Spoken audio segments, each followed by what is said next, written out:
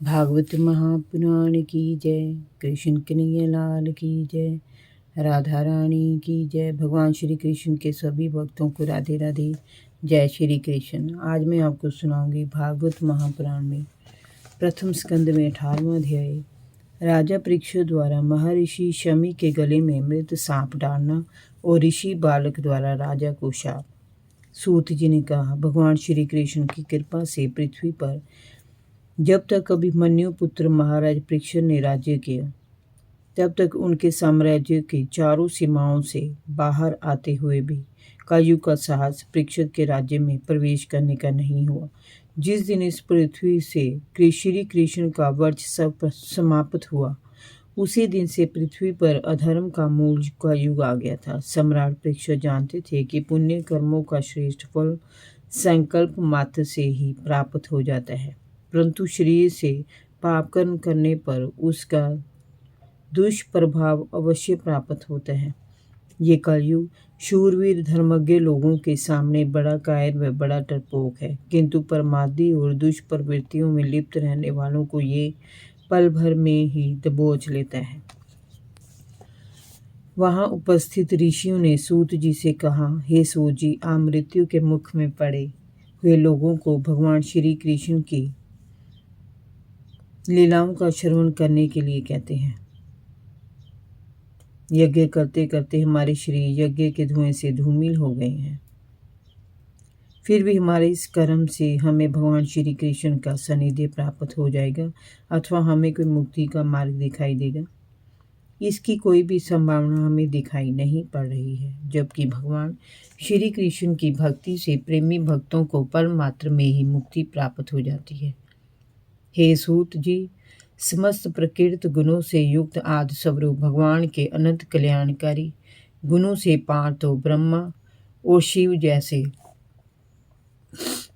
योगेश्वर भी नहीं जा पाते हैं। आपने तो अपने जीवन का लक्ष्य ध्रुव तारे की भांति श्री कृष्ण को ही माना है, इसीलिए आप सत्पुरुषों के एकमात्र आश्रय भगवान श्री कृष्ण के उदार और विशुद्ध चरित्र का श्रवण हम श्रद्धालुओं को कराइए। हमें बताइए कि महाराज परीक्षित ने श्री सुखदेव जी से मोक्षदाता भगवान श्री कृष्ण का चरित्र किस प्रकार सुना। ऐसा रसमय मधुर लीला वर्णन सुनकर आत्मा को बड़ा सुख मिलता है और जीवन श्री कृष्ण के चरण कमलों में प्रेमा भक्ति द्वारा अर्पित हो जाता है। सूत जी बोले,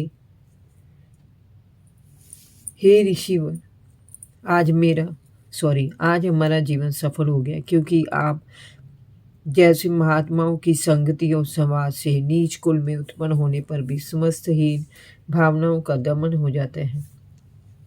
फिर उन लोगों की तो बात ही क्या है जो सदैव सत्पुरुषों के एकमात्र आश्रय भगवान श्री कृष्ण का नाम जपते हैं। भगवान की शक्ति अनंत है, क्योंकि वे सभी अनंत हैं, उनके गुणों की कोई था नहीं है।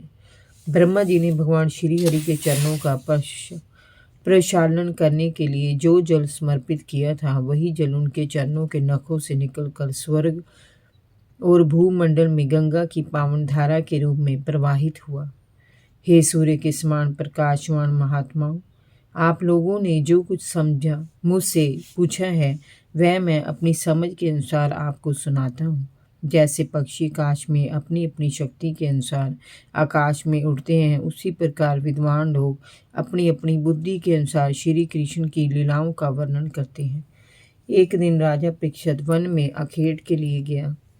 हरिणों के पीछे दौड़ते दौड़ते वह थक गया। उसे बहुत जोर से भूख प्यास सताने लगी। जब उसे कोई जलाशय दिखाई नहीं दिया तो वह वन में एक ऋषि के आश्रम को देखकर उसमें प्रवेश कर गया। वहां उसने देखा कि शमीक मुनि शांत भाव से आंखें बंद किए समाधि में लीन है। मुनि का शरीर कृष्ण मर्ग के चरण से ढका था और उनकी जटाएं चारों ओर बिखरी हुई थी। चेहरे पर निर्विकार भाव था, जैसे जागृत, स्वप्न और सुषुप्ति तीनों अवस्थाओं से वे तटस्थ थे। राजा को वहां ना तो कोई बैठने का स्थान ही दिखाई दिया ना जल का कोई पात्र। प्यास के मारे उसका बुरा हाल हो रहा था। ऋषि को भी उसकी उपस्थिति का भार नहीं हुआ। राजा को अपने अपमान का बोध हुआ। इससे उसे क्रोध आ गया। वह वहां से लौट पड़ा। आपस में ही एक मरा हुआ सांप पड़ा था। पास में ही एक मरा हुआ सांप पड़ा था। राजा ने धनुष की नोक से उसे उठाया और उसे ऋषि शमी के गले में डाल दिया। ऋषि जब भी उसी भांति बैठे रहे। तभी ऋषि का पुत्र श्रृंगी अपने मित्रों के साथ खेलता हुआ वहां आया। उसने अपने पिता के गले में राजा को सांप डालते देख लिया था। पास आकर वह राजा से बोला, हे राजन, आप ब्राह्मणों के दास हैं। ब्राह्मणों ने क्षत्रियों को अपना रक्षक बनाया है, ना कि उन्हें घर में घुसकर अपने स्वामी का अपमान करने के लिए। अब आप मेरा तपोबल देखिए, मुझे मात्र बालक मत समझिए। आपने मेरे पिता का अपमान किया है। मैं आपको शाप देता हूँ कि आज से 7वें दिन मेरी प्रेरणा से तक्षक सर्प आपको डस लेगा। राजा ने बालक की बात पर ध्यान नहीं दिया और अपने राजमहल वापस आ गया। बालक श्रृंगी ने अपने पिता के गले से सांप को निकालकर दूर फेंक दिया और रोने लगा। अपने पुत्र के रोने के बाद से शमीक मुनि की समाधि टूटी तो उन्होंने उससे रोने का कारण पूछा। श्रृंगी ने पिता को राजा परीक्षित द्वारा किए पापाचार के विषय में बताया और अपने द्वारा उसे शाप देने की बात भी बता दी। ब्रह्म ऋषि शमीक ने पुत्र द्वारा राजा को दिए गए शाप की बात सुनी तो अपने पुत्र को डांटा, मूर्ख बालक, तूने ये क्या कर दिया? राजा की जरा सी गलती के लिए तूने इतना बड़ा शाप दे दिया। तुझे भगवत स्वरूप राजा को साधारण मनुष्य नहीं समझना चाहिए था।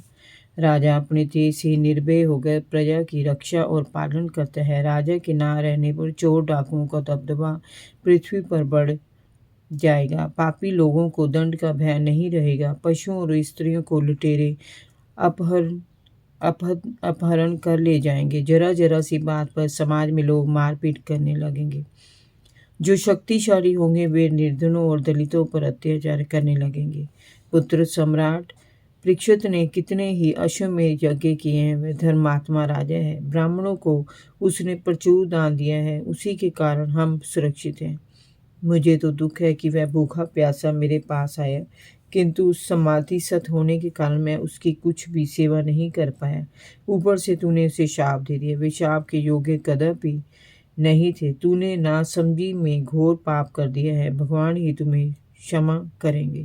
तुझे क्षमा करेंगे। महामुनि शमीक अपने पुत्र के द्वारा किए गए इस अपराध पर बहुत दुखी हो उठे और सोचने लगे कि इस अपराध का प्रायश्चित कैसे किया जाए। राजा परीक्षित ने उनका जो अपमान किया था उस पर तो उनका ध्यान ही नहीं था।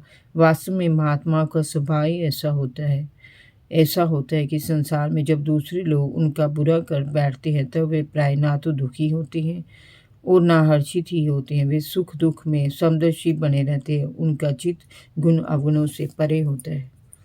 जय जय श्री राधे। भागवत महापुराण की जय। कृष्ण कन्हैया लाल की जय। भगवान श्री कृष्ण के सभी भक्तों को राधे राधे। जय श्री कृष्ण।